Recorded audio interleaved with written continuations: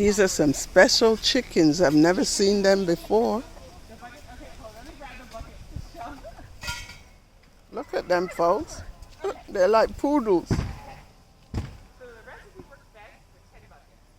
10 buckets is where you're just going to portion out your ingredients. So one bucket will have your nitrogen and your manure. Then your next bucket is going to be two. Two possibly have your green.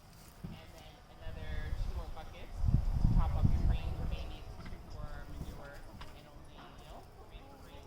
However you figure that out. But then the rest of your buckets will be for your carbon. So then you have 10 buckets in total, 6 is wood, carbon, which is stuff like that, 4 to 3, green, nitrogen, and manure. And then you always make 10 buckets, and then you go to yeah. Yeah. So just a bit set up in the shade. That's kind of flat over there. Over here is kind of slant.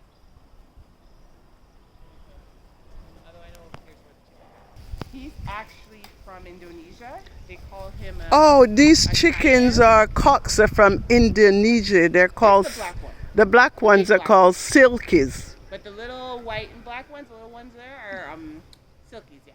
Silkies. That's what they're called, folks. Silkies. All right. Alright, so throw this on the thing. You saying chickens are the best startup for farming? Yeah, if you want to get an introduction to homesteading, farming, gardening, anything organic, regenerative, sustainable, chickens. Chickens, chickens, chickens, chickens. These guys will single-handedly, eat the bugs. So they'll control your ants, they'll eat the weeds, they'll keep it all nice and low so you don't always have to come through.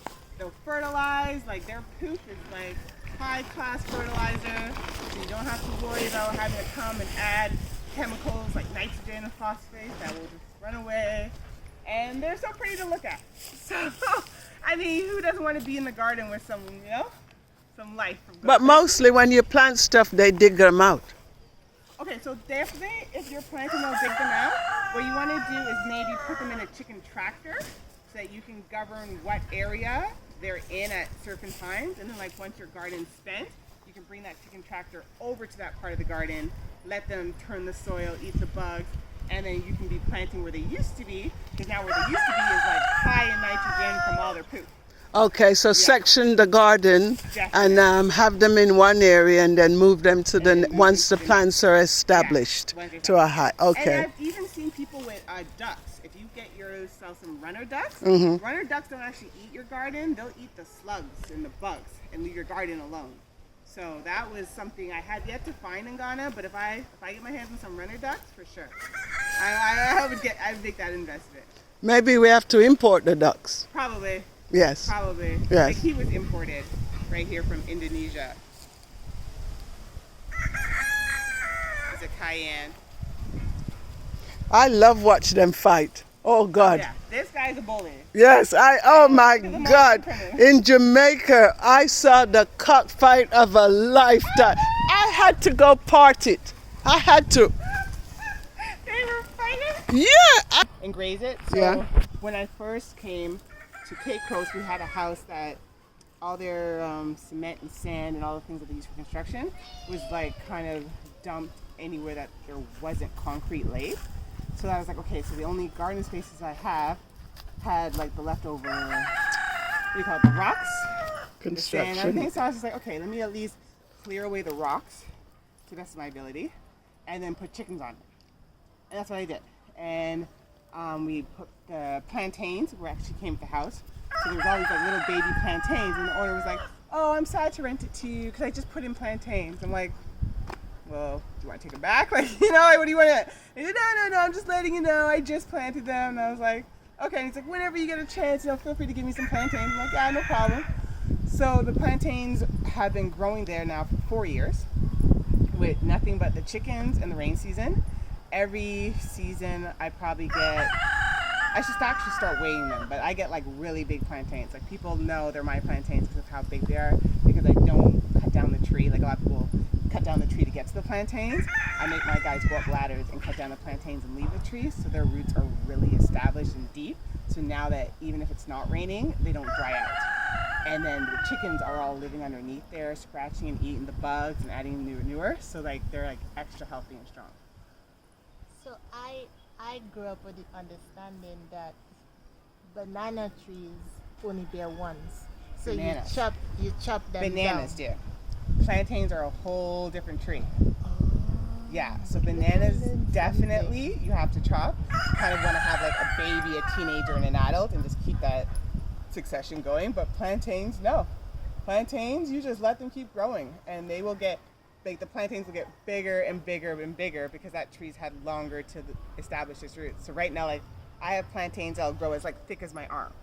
Look at you, Yeah. an American, teaching African how to grow big Well, plantains, 'cause they kept people. cutting them down. I'm like, what are you doing? So I'm how like, did you have learn to know that you leave them? I was watching YouTube. So I watched Agroforestry Institute. It's a couple of guys from like South America, and they're amazing. They're like they go in, like they don't play.